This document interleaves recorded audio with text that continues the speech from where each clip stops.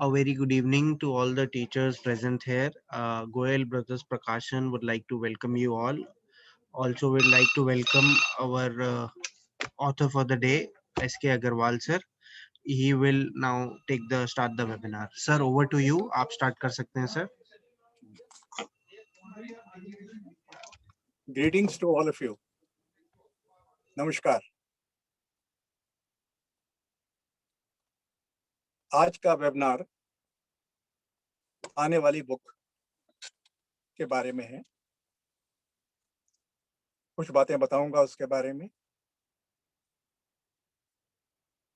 Besides, I will also talk about the sample paper issued by the CBSE,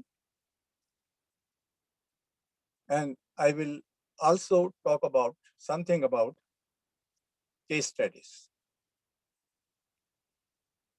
So let first be about the book. The book will be heavier than last year by at least, I suppose, 50-60 pages. I have incorporated two things: answers to all the questions of the last year CBSE question paper. There were 15 question papers in all throughout India and the world.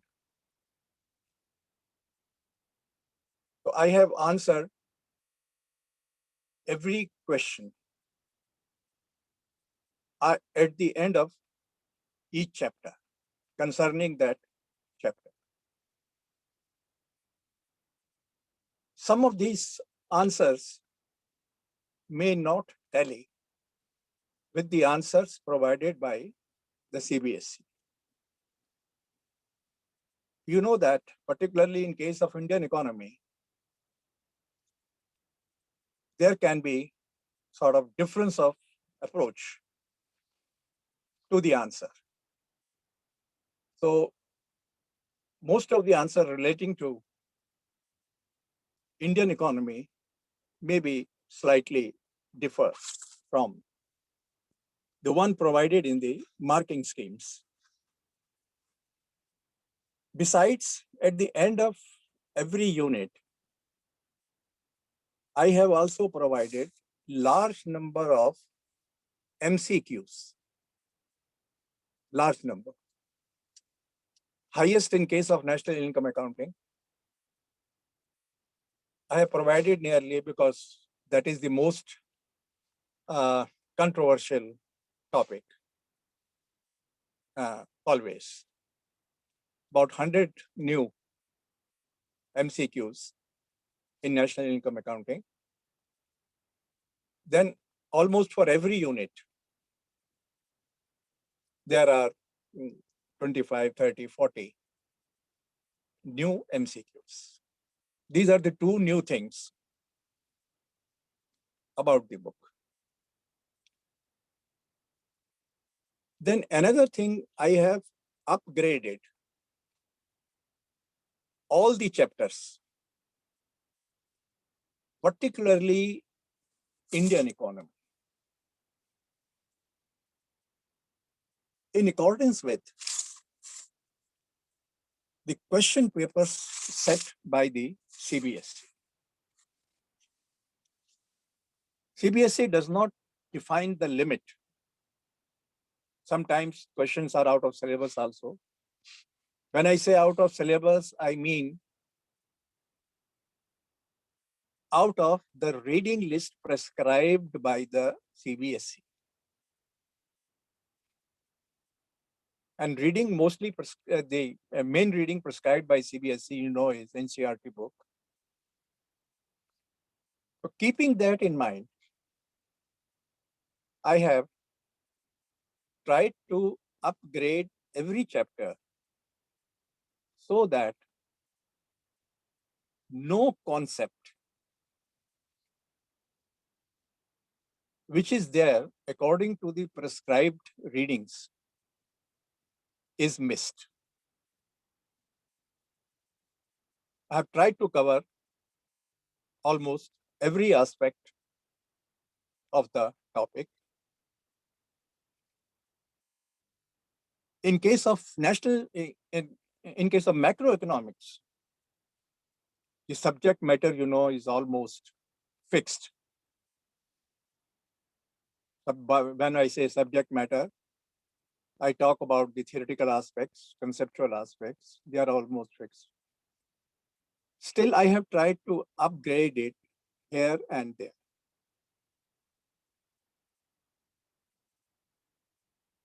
In this context, I'd like to talk to you about one question which appeared in the CBSE examination last year: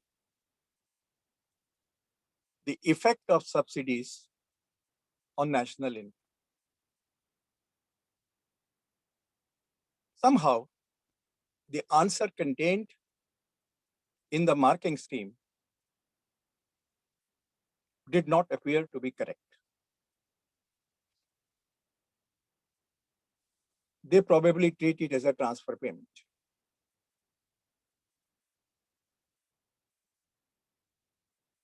The reason I could believe that why this mistake was committed, see, this is my personal view. I'm not criticizing anybody personally. Probably the marking scheme experts were not able to understand the meaning of subsidy as such.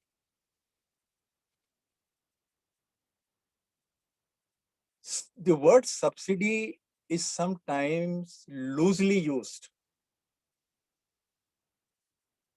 For example,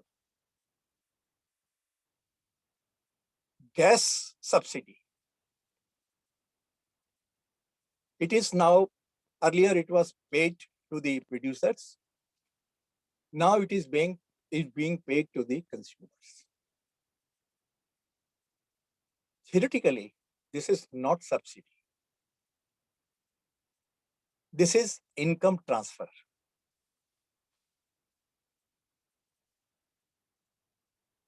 Subsidy is only that payment. Remember, subsidy is only that payment which is made by the producer, made by the government to the producer on the quantity of the produce sold.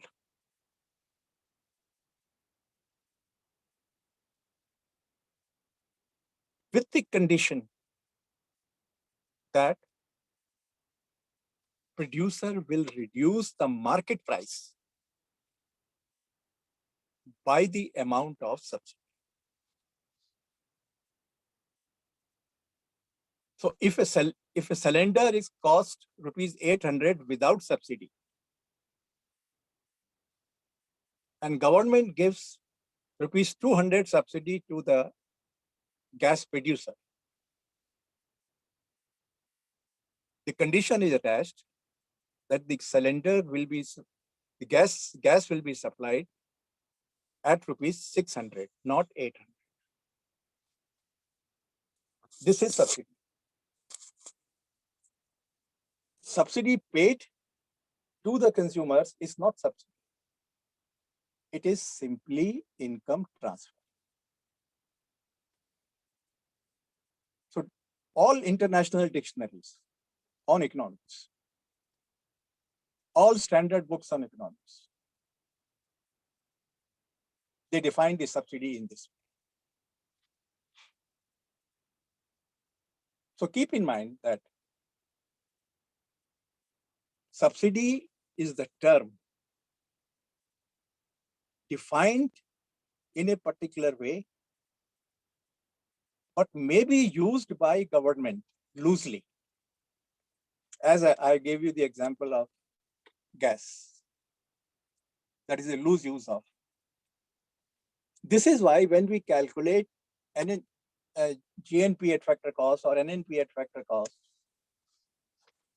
we add subsidy. because the market price of cylinder is 600. What the producers received is 800. And the four factors of production who produce this gas, land, labor, capital, and entrepreneur, this is distributed among them. So this is one thing. I've tried to explain extensively this term in my new edition. I hope this will make you clear. This is about the book. The next, I will like to speak about the sample paper issued by the CBS. I'll appreciate if you have the copy of that sample paper with you. But if you don't have, it may not be that necessary. I'll try to first state the question and then some discrepancies in the marking scheme of that question.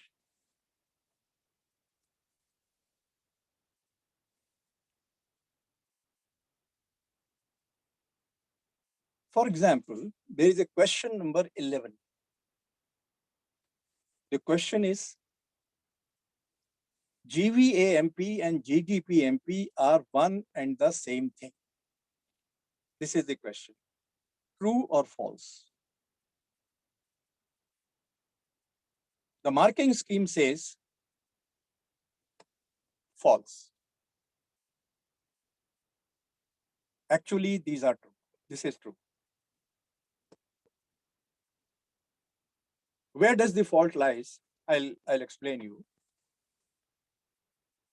Probably the one who wrote the answer to this question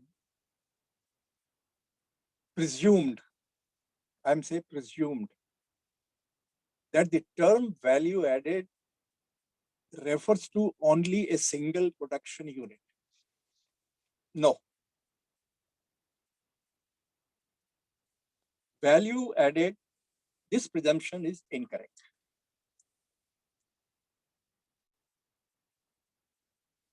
Even if you read NCERT book, there is a concept there, gross value added by the economy. And quite extensively explained the difference between GDP and gross value added. This difference I have also explained in my book, in the appendix, in one of the chapters. Why appendix? Because strictly speaking, this does not form a part of the syllabus. Still, a paper setter can, due to oversight, can give a question on that, just like this has come. So what is about this question? Either the language of the question should be changed or the answer should be changed. GVAMP by a production unit. The question should strictly specify GVA by a production unit. But that will then naturally make the answers correct. This is one thing. Then second part of this question, 11B. Intermediate goods are always durable in nature.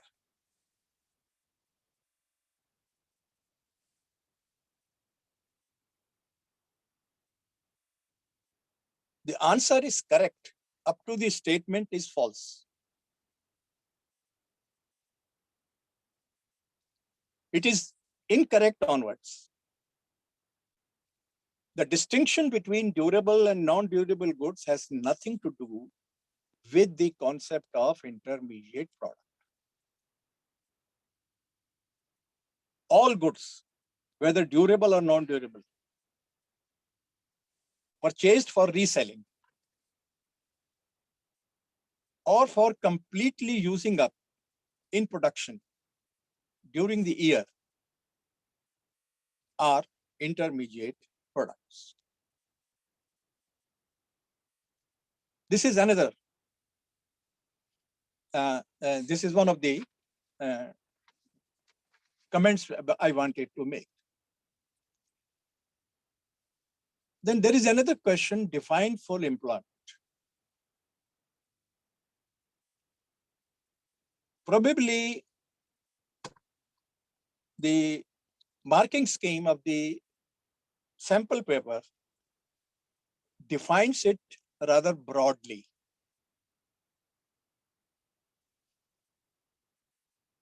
Normally, it is restricted to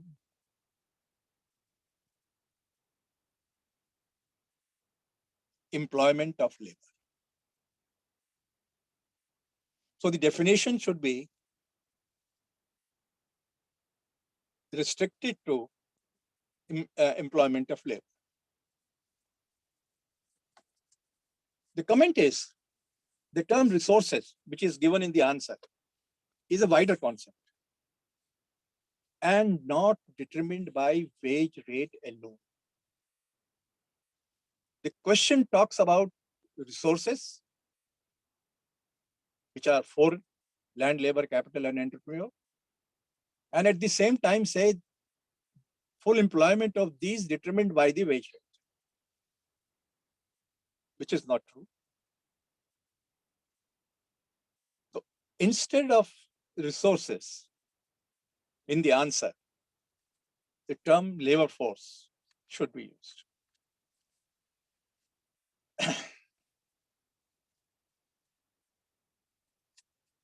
There is another question 15 regarding fiscal measures required to deal with the contraction in GDP due to lockdown. The answer missed government expenditure. They talked only about taxes, I suppose.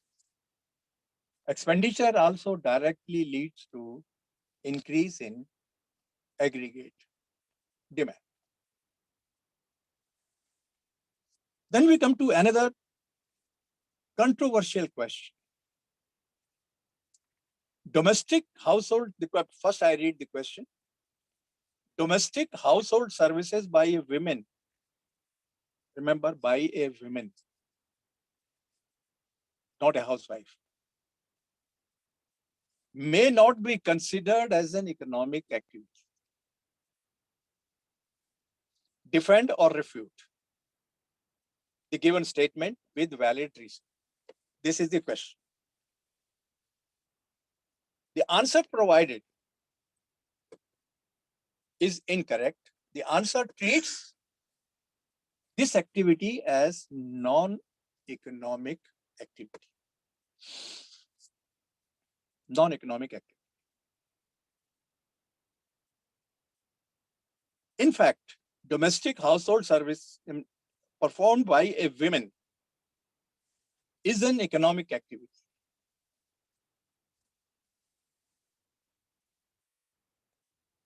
Because why it is an economic activity? I think I've told you in many seminars earlier. When should an activity be considered an economic activity? The basis is missed sometimes.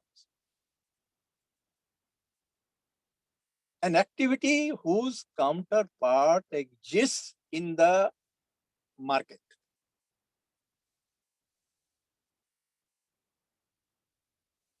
is economic activity. आप अपने बच्चे को पढ़ाते हैं, कोई पैसा charge नहीं करते, but it is an economic activity. Why? What is the alternative before you? Employ a tutor. So what you have given to a tutor is the value of your services, which should be counted. Once again, there will maybe doubt in your mind कि जब कुछ दिया ही नहीं है तो फिर count क्या करना? Remember, we are concerned not with monetary GDP, we are concerned with real GDP, real. In fact, the entire economics is concerned with real GDP. Irrespective of whether a particular activity is paid or unpaid, so long as it is available in the market, a value can be assigned.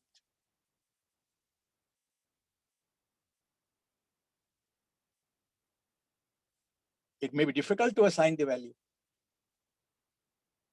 but that doesn't mean it has no value.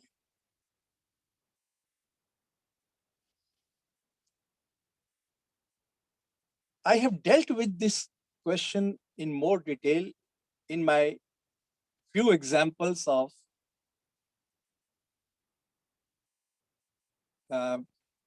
case studies, which I have given in my view. There, let me tell you, this will be in the new edition, not in the old edition.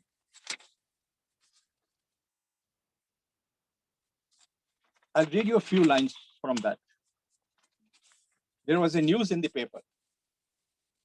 In January 2021, the Supreme Court directed an insurance company to pay a higher claim amount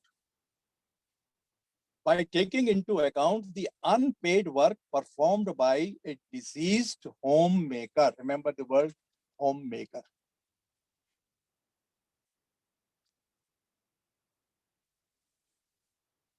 Then one who has quoted this has also said, but how do we measure it?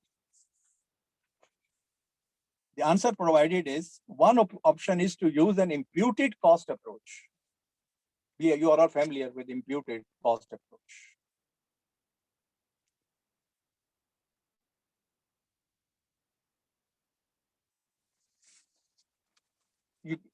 You will have the chance to read in the new edition all things in detail.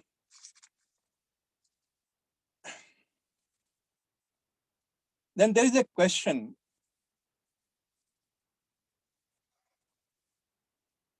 I think that is, you are given national income of 2 years and change in national income of 2 years.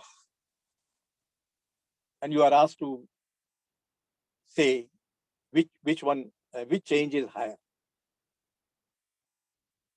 This question is of 6 marks.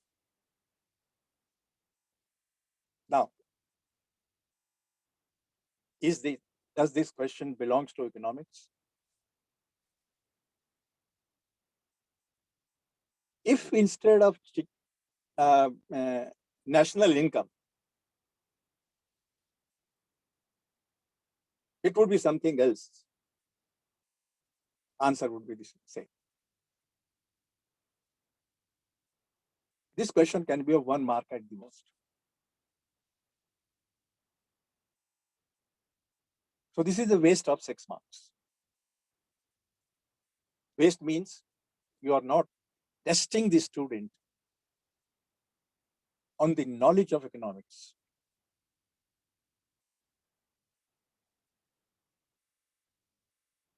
Then there is another question in the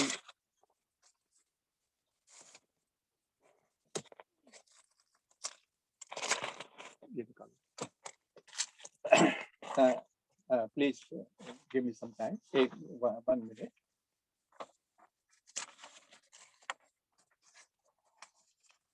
If you have paper with you, question number 10, MCQ. Question number 10, MCQ. The impact of excess demand under Keynesian theory of income and employment in an economy are 4 alternatives given. And the correct alternative in the marking scheme is no change in output, employment, but increase in general price level.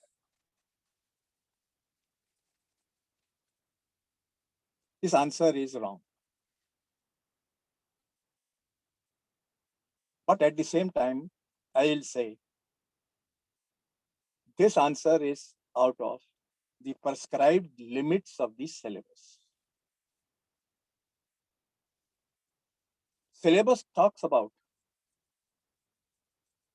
short-run theory. And this answer belongs to long-run theory.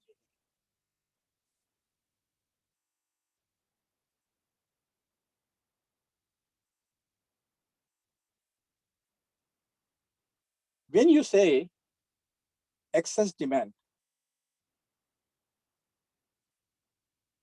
means demand is greater than full employment. Equilibrium is at greater than full employment. What is this demand?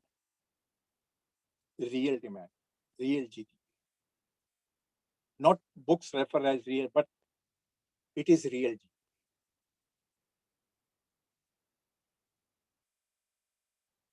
It is a short-run phenomenon, excess demand. But its effects are long-run phenomena.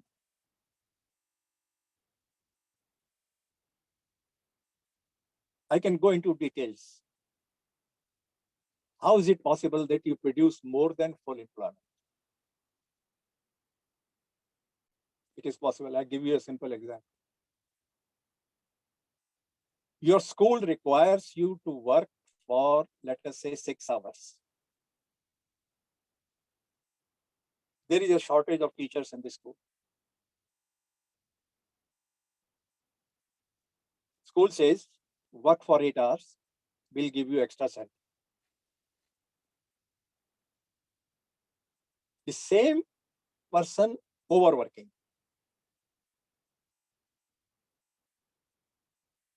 If you are at full employment,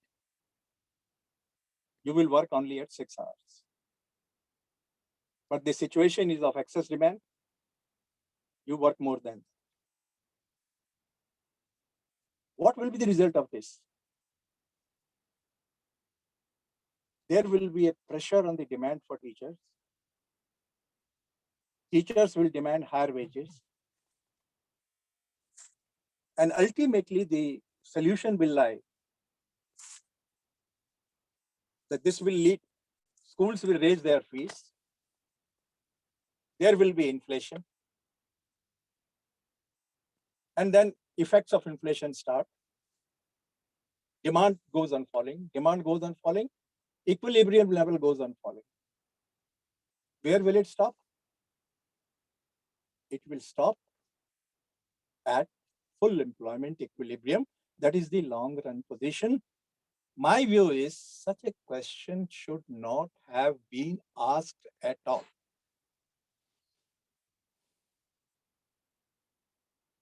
Because very few will exactly know. The broad concept in the mind of teachers or those who have not studied enough to teach graduate level will be that full employment means that the country cannot produce more than full employment. Country can produce more than full employment by overutilizing the resources. So this question should not have been asked in this sample paper. As far as Indian economic development part of the sample paper is concerned, overall it is okay. Because normally the controversies arise only in case of conceptual questions, theoretical questions. उन्हीं में ज्यादा controversy आती है. Indian economy में तो it is a statement of facts. At the most, you can commit some mistake in statement of fact, or you may miss some argument, or You may miss some merit, you may miss some advantage, you may miss some scheme. These are the mistakes students can commit. Still, I'll like to make a few remarks. There are some MCQs of assertions and regions.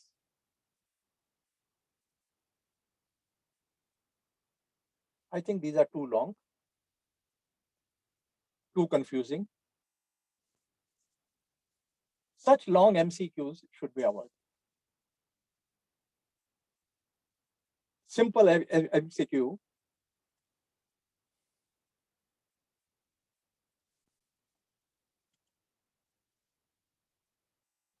And then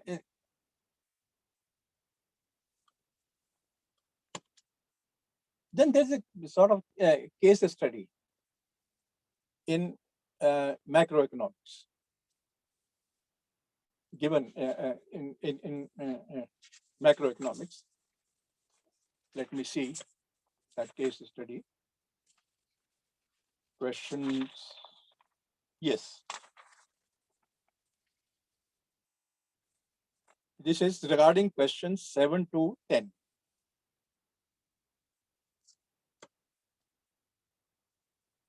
Just don't study case study.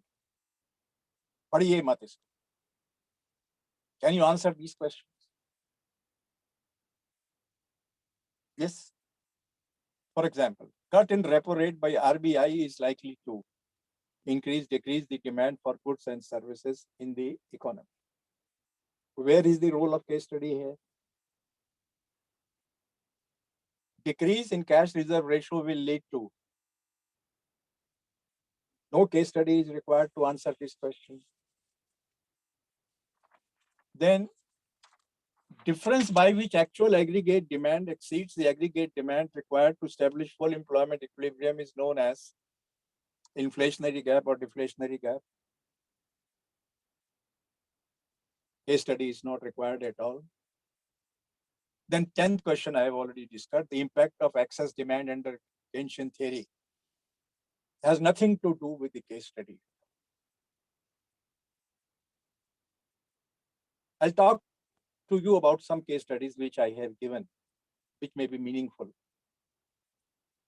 Case studies should be meaningful.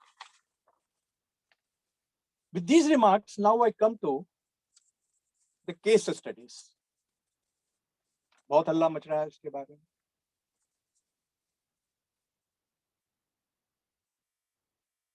नकली case studies तो बहुत बनाई जा सकती, असल नहीं. मेरा अपना विचार है कि केस स्टडी जो होनी चाहिए वो real life happening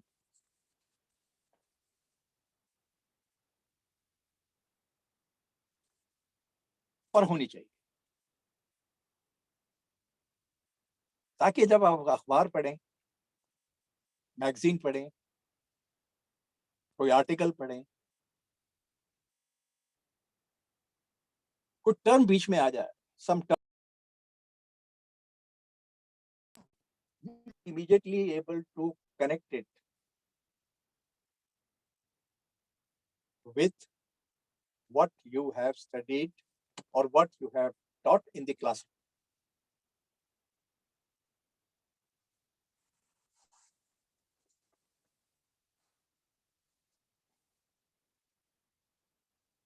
Now, for example, I have given a very simple case study. India purchased 36 Rafale warplanes from France at a cost of rupees 59,000 crore.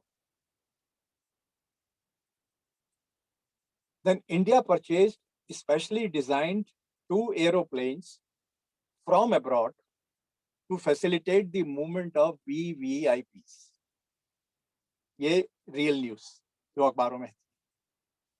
On that basis, the question is, what is the treatment of these expenditures in estimating India's GDP?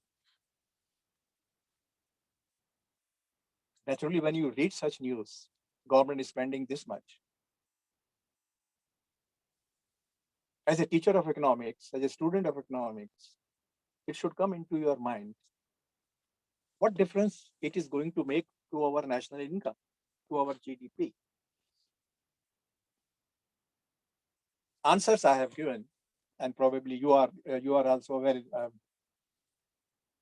Then another I have given is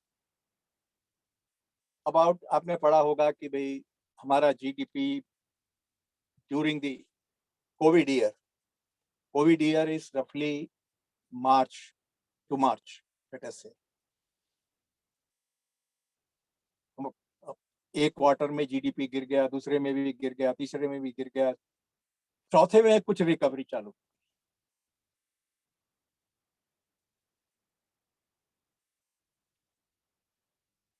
और फिर ultimately हम कहते हैं कि 11% की recovery. अब जिसको national income नहीं पता, वो प्रोबेबली यार बड़ी जबरदस्त recovery. In fact, recovery is only about 1%. It is something like आपकी इनकम 100 रुपए से 80 रुपए होती ड्यूरिंग कोविड समझ, 80 से फिर 100 हो गई, कहेंगे देखा 25% ज्यादा मिल रहा है,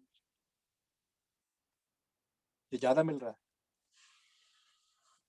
You have just come back to your old position. So some such types of questions. देखिए अब एक क्वेश्चन है, मैं थोड़ा सा दिमाग भी लगाना पड़ सकता है। RBI said to have bought nearly 2 billion in currency market. Repeat, RBI is said to have bought nearly $2 billion in currency market. Currency market से मतलब आप समझते हैं, foreign exchange market. Over the past few days. Simple news, इसमें तो कोई खास बात नहीं। Next line is actually a big news, but I have cut it short and just taken the relevant parts. To neutralize the impact of portfolio inflows into local equities. अब इसको answer करने में आपको, मैं समझता हूं कि immediate answer आपको नहीं मिलेगा. You will think over it and you will be able to get the answer if you are teaching balance of payments. Let me repeat. To क्यों खरीदा इतनी currency? To neutralize the impact of portfolio inflows. Portfolio inflow means foreign exchange inflows into local equities. एक question तो ये बनता है, भाई क्यों, क्या मतलब क्या है इसका? दूसरा part, to ensure that currency is not overvalued. अब दूसरा पार्ट में ओवरवैल्यूएशन का क्या मतलब है कि एक्सचेंज रेट बढ़ जाएगा? नहीं, एक्सचेंज रेट ज्यादा ना घट जाए। आप कहेंगे कमाल की बात है, घटना तो अच्छी बात है। No, you have studied managed floating exchange rate. Managed does not mean controlling.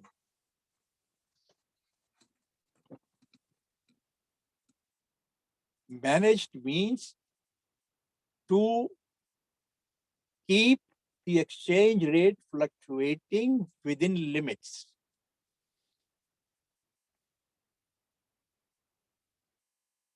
Fall in exchange rate is harmful to the exporters.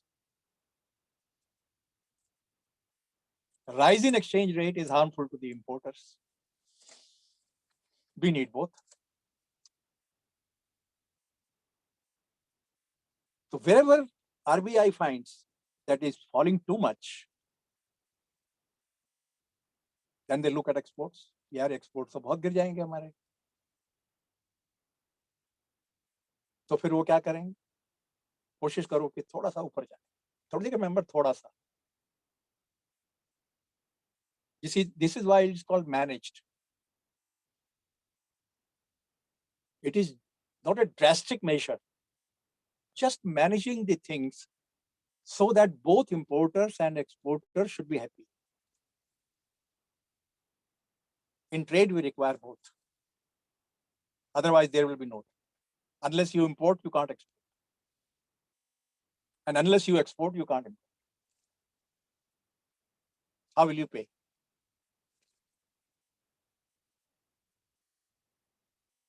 Then another उसमें एक statement है, a weaker rupee aids local exporters. A weaker, कमजोर रुपया exporters की help करता है. अब बताइए, बड़ा ये कमाल की बात है साहब. रुपया कमजोर हुआ तो एक्सपोर्टर्स को क्या हेल्प होगी? अब मतलब निकालिए ना. रुपया कमजोर होने का मतलब फॉरेन एक्सचेंज रेट बढ़ा. फॉरेन एक्सचेंज रेट बढ़ा, एक्सपोर्टर्स को रुपए की शक्ल में जो कीमत मिलेगी वो ज्यादा. Exporters are happy, but importers will be unhappy. That is it. Both can't be made happy at the same time. So when we say managed floating exchange rate, we have to keep a balance between rise and fall. I have taken this statement, I have given the date from where this statement was published, and I have given the detailed answer.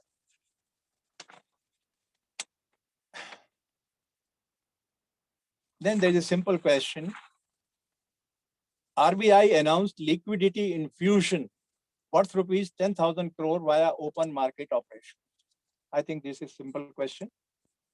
On the basis of this, you can ask a question कि भाई liquidity क्या होती है, infusion क्या होता है, और open market operation बच्चे भी जानते हैं, आप भी जानते हैं, तो बताइए इससे क्या फर्क पड़ता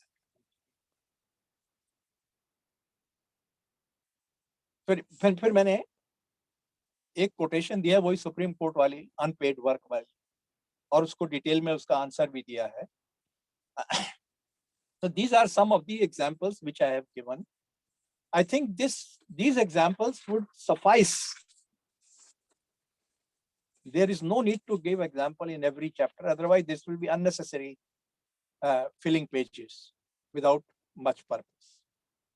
Because it will be difficult to find real life happenings relating to each concept or something which is provided in our syllabus.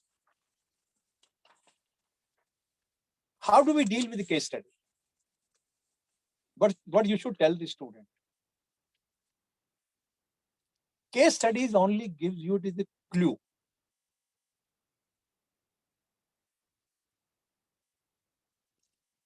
What is your job or student's job? To find three things.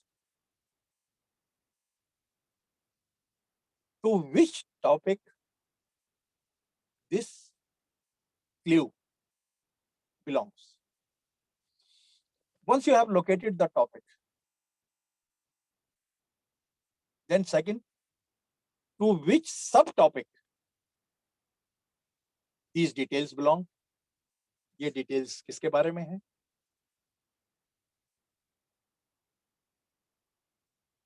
Then the third step will, of course, once you are able to locate the subtopic,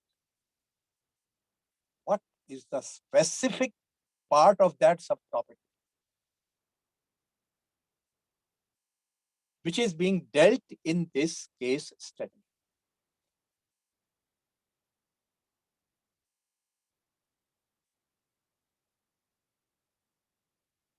एक बार ये दो तीन चीजें आप बच्चों को अच्छी तरह समझाते हैं, कुछ एग्जाम्पल्स दे दें, और अखबार भी आप पढ़ते हैं, आप चाहें अखबारों से एग्जाम्पल ले जाएं उठा के क्लासरूम में बताएं कि देखो आज के अखबार में ये न्यूज है और इसका आपकी स्टडी से ये ताल्लुक है. That will be sufficient to suffice regarding case studies. अब आप चाहें तो आपके अपने जो डाउट्स हैं, क्वेरीज हैं, वो पूछ सकते हैं। मैंने तो अपने हिसाब से जो मुझे लगा कि बताना चाहिए, कभी मौका लगा तो और भी बातें करेंगे कभी। लेकिन अगर आपके कुछ डाउट्स हैं तो आप मतलब please come out. I like to answer and try to answer.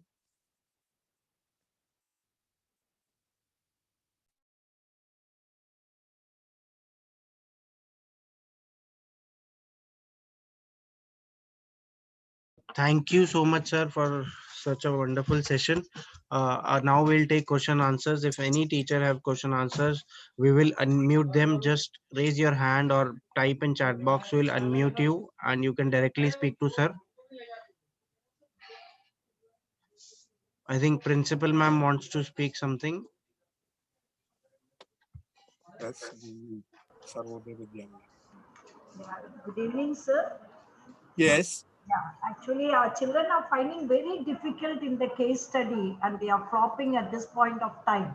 You are given a right guidance to locate the identification of the question from which chapter. I'm sure this will help. Hmm. But anything more in the case study, that is very alarming to the children. First of all, particularly humanities stream is not well versed in the passages. It takes time for them to understand first to then answer. Madam, CBSE's policy is to limit the question Okay. to the prescribed syllabus. Yes. So whatever the case study, students cannot be asked questions which experts are expected to give. Students are not experts. Even I am not an expert. I can be expert only one or two aspects of Mummy. economics. That too theoretical.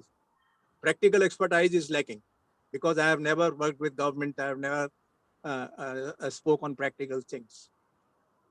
So students should not worry. I've given you example of CBSE sample paper. They have given a case study in macroeconomics, and questions 7 to 10 have nothing to do with the case study. Yes.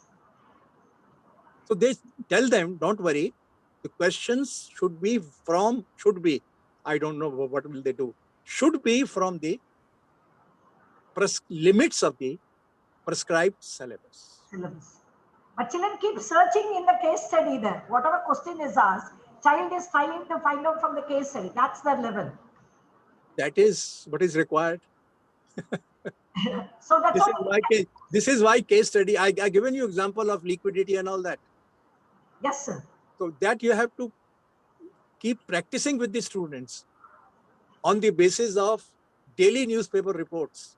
कि देखिए आज budget के बारे में खबर आई है, बताओ बच्चों इसका आपके स्टडी से क्या ताल्लुक, इसमें ये टर्म आई है, बताओ इसके बच्चों को आपका इससे क्या ताल्लुक है, आप क्या समझते हैं, क्या कहा है. In fact, you can collect all this and given in the test. Okay. Like that, you know, उसमें घबराने की जरूरत नहीं है. Okay. बड़े अच्छे नंबर आते हैं सीबीएसई के अंदर, पता नहीं कैसे आते हैं, मुझे तो नहीं पता, लेकिन बहुत अच्छे नंबर आते हैं.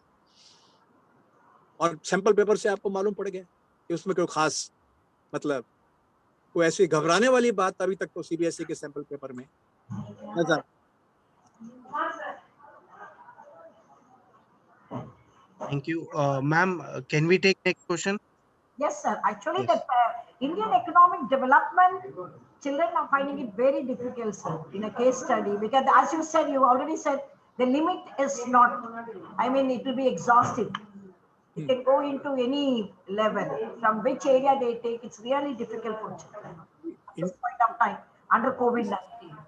केस स्टडी में क्या बात करेंगे, हेल्थ के बारे में बात करेंगे, एनर्जी के बारे में बात करेंगे, इंडिया के जीडीपी के बारे में बात करेंगे, और क्या बातें करेंगे. उसी से रिलेटेड क्वेश्चन होगा, और उस क्वेश्चन की जो लिमिट होगी, prescribed syllabus, that is the limit. They are not supposed to go beyond that. They are not experts. Yes. They are not experts. और बताइए. Thank you. Yeah, Mr. Sumit is here. Good evening, sir. Mrs. Sumit Gupta Yeah, here. sorry, ma'am. Yes, Always please, been ma'am. no problem. Always been a pleasure to listen to sir over the last 15 years. We've been gaining knowledge. Sir, I have a doubt, not related to case studies, but according to the other set of questions introduced now, assertion and reasoning. Hmm. So one of the questions which I read, which puzzled me, was that the assertion was that the government is disinvesting and setting targets for it. And the reason given was because that it wants to sell off its loss-making units. Hmm. So, sir, according to you, is the reason for this assertion correct? Recently, another reason has cropped up. If you have seen the reports, last few days reports, where our Prime Minister in a meeting somewhere, Yes, sir, I has- read that. what did he say? He said that they are going to save upon that expenditure and spend it on the welfare of people. No, and he said let- something else. Okay, let the private sector Uh, run it more efficiently. A wider thing he said. It was a headline in TV news. I missed that, sir. Government has no business to be in business. Okay, right, sir, right. Yes. So that gives you another reason. Okay. So in this particular example, we should have said that the reason is wrong. ये आप तय कर लीजिए। मैंने बहुत detail में तो ये एग्जांपल मेरे सामने नहीं है, ना मैं इसको पढ़ पाऊंगा इतनी जल्दी, लेकिन मैंने अभी इस पे कमेंट दिया था आपको कि such question should be avoided. Right, क्योंकि एक्चुअली ये टोटली फॉल्स नहीं है, it is partially correct. Why will the government hang on to its loss making units? It will disinvest, but that may not be the only reason for That disinvestment. may not be the only reason. Right. No, but out of the reasons given there, maybe this is the only reason. No, Out sir, of only this was given. That was the only statement. Then that Neither, but you can't say it wrong. Yes, You can't say it totally right. correct. But at the same It is time, you can't ambiguous. say it is wrong. But whatever they have given is correct. So they said that the reason is wrong. But have they given any? No explanation. अब ये fault हो गया ना। Hmm. मैंने जो भी इनके answer दिए हैं ना, मैंने कहा ना लास्ट ईयर CBSE एग्जाम्स के मैंने आंसर दिए हैं सारे। जितने भी MCQs हैं उनके मैंने आंसर दिए हैं, ब्रैकेट में Reason is there. reason is given. Right. The student need not write the reason, But they should understand. but they should understand कि भाई इसको no क्यों कह रहे हैं। In fact, MCQs can be reframed. They may ask the correct answer as well as the correct reason. And instead of making it of 1 mark, they can make it of 2 marks. But then we don't have 2 markers in our paper, right? We have, but we always change the blueprint. We can change it at a later stage. Right. Sir. Thank you so much. Okay. Yeah, thank you. Next question, please. Mr. Sanjeev Jain, you can ask. Good afternoon, sir. This is Sanjeev Jain. Okay. Sir, I wanted to ask a question. I have come across in number of books that when it is asked the expenditure incurred on feeding beggars, would that be included in national income or not? What is your opinion about it? Because most of the times, the answer that is given is that it should be considered as a transfer expenditure, a transfer payment. What is your opinion on this? Expenditure can be of 2 types. Buying a good and then giving it to the beggar. 1, straight away giving cash to the beggar. So that is what I'm asking. Expenditure on feeding beggars, expenditure on providing meals to the beggars. I told you that there can be 2 ways of feeding. Give him food or give him cash. Is there any difference between the 2? Absolutely, sir. This is what I'm asking. If cash is given, it is transfer. But in case it is expenditure incurred on feeding beggars, I think it should be considered as private final consumption expenditure. Yes. So But long as it all is the given in books- kind. So long as it is given in kind. Absolutely. If it is given in So cash, that is, that is not. in all, sir, exactly my question is the same. So when I was going through, your book as well, उसमें भी यही है कि feeding beggars or expenditure incurred on feeding beggars is a transfer payment. So I was a little taken aback that why is it so that expenditure on feeding beggars is considered as a transfer there? Okay, maybe I have given it, but probably in my mind was cash payment. So this is why this might have been done. So if I Thank you, sir. Thanks a lot. I'll go Thank you, through sir. the book and correct it in the next edition. Yes, sir. Thanks. Thank you, sir. Any other questions we have?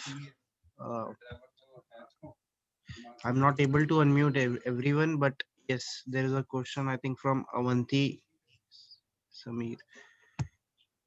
Yeah, you can speak. Yes, thank you so much. And good evening. This was really inspiring session. I have got two doubts to ask. One is regarding the statement, growth in GDP leads to welfare, defend or refute. Now here, I just want to know whether we can mention the point of jobless growth, which we have in Indian economy, to answer this question. See, let us go in. Let us not go into that question, jobless growth. This question has two aspects. GDP constitutes of goods and services produced, right? Yes. If those goods and services produced give you positive satisfaction, Yeah. they increase your welfare. If GDP rises on account of those goods and services, like say liquor, drugs and all that, then there is a question mark. Whether on the net, the rise in GDP raises welfare. But when we say not every rise in GDP, we have to scan through the goods and services produced in GDP. Okay. Okay, but then rise in GDP is expressed in terms of rise in employment as well. But sometimes this rise in employment may not be there, even though there is a rise in output. Let me correct. Rise in GDP only means increase in quantity of goods and services produced. Okay. Only. See, I can tell you a little more about economics here. In economics, we are more concerned with real changes. Right. Not monetary changes. Real interest, real exchange rate, real income, real expenditure, and so many things. I used to give an example. I got my first employment in 1962 after passing MA Economics from Delhi University, and in an institute governed by under Delhi University, and got a salary of rupees 200 per month. I was happy. Now today, even if I get 20,000 rupees per month, I will be nearly at the same level, which I was there in 200. So my real income has not changed. Got it. Every person, everybody is concerned with real income inside the mind. Whenever money comes to you in your hand, what do you think? What do you think? How I'm going to spend and how much I'll be able to buy. How much you can be able to buy. Suppose you are sitting with a prospective employer and they offer you a set salary. Then you say, "Isme to guzara hoga nahi hamara." What are you considering? Money? Or you are considering goods and services which can be bought with this money? True. While taking decision in practical life, you are always considering real aspects. Right. Money is only a medium to measure on the Yes. basis of present price.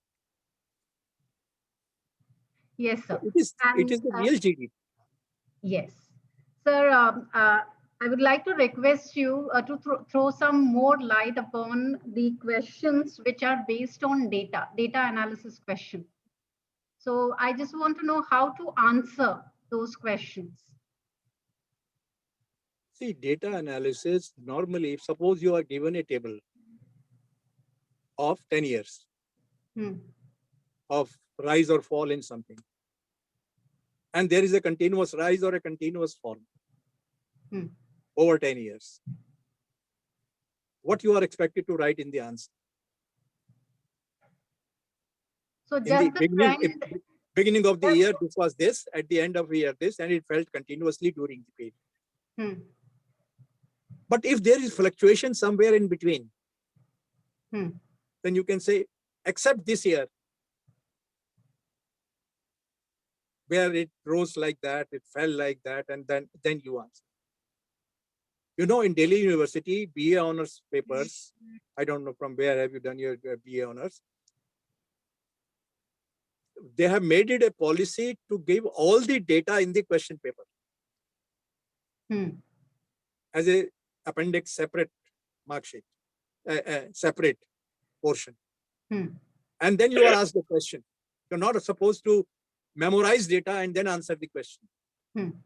Data is given to you, and you are supposed to answer the question on the basis of data about the trend and all that. Okay. So any reasoning is expected while giving the trend? Depends on the question. Yes. If the question asks only about the trend, only trend. If the question says give reasoning, you give reasoning. If the question says show it on the diagram, show it on the diagram. Got it. Thank you. Okay. Very good evening, sir. There is a question, sir. आप Car कहाँ से बोल रहे हैं? purchased by government for police and Rafale purchased by government for army will be treated as final expenditure by government and included in national income, or treated as intermediate good as government purchased it to maintain law and order?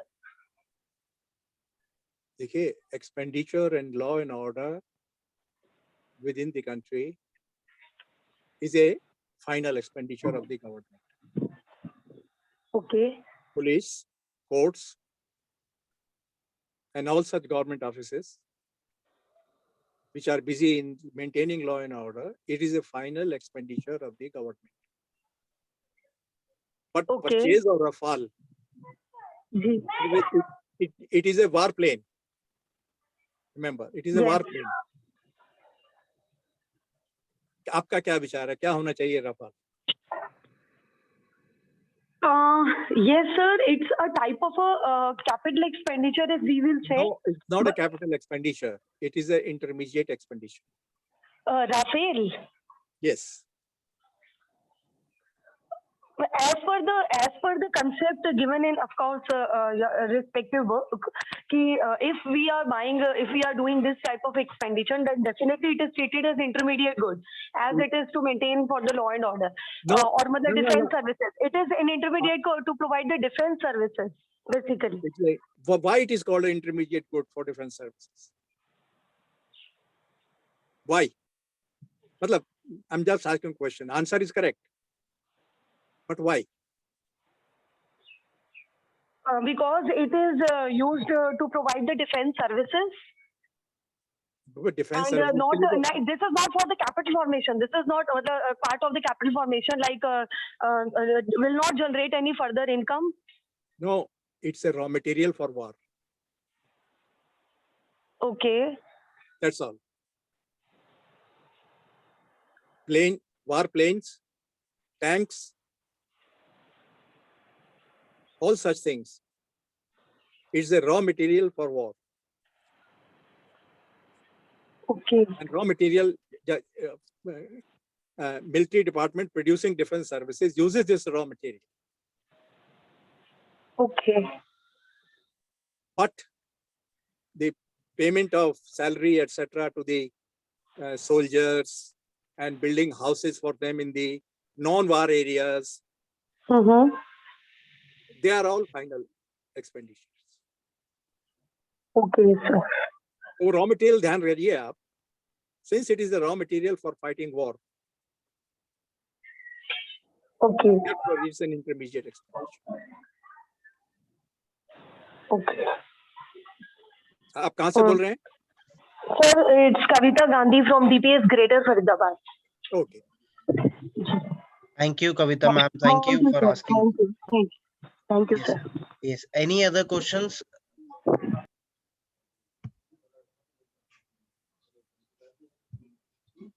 I think, sir, you have cleared all the doubts. I think it was a wonderful session, very fruitful for the teachers.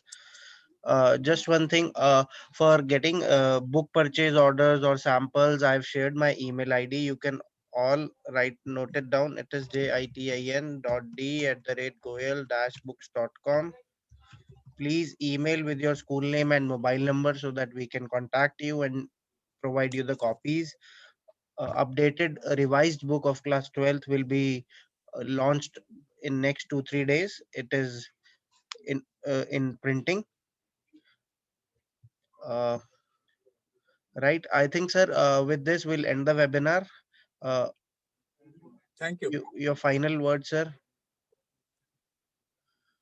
I hope we will meet again Yes. to the teachers. Yes, sir. I think we are receiving a lot of thank you messages along with the Teachers demand are that we also- should have more webinars. Let आपके me और webinar कराए जाएं, इसकी भी demand आ रही है हमारे पास बहुत कोई सारी. बात नहीं, जब चाहेंगे हो जाएगा. बिल्कुल. There is a phone number in the book, my phone number. If you have any specific query, you are free to ask. Wonderful, sir. Great. Thank you. I would like to thank everybody on behalf of Goel Brothers Prakashan, all the teachers, and special thanks to sir for taking time from busy schedule and coming here and doing this program. Thank you, everybody. With this, we'll end the webinar.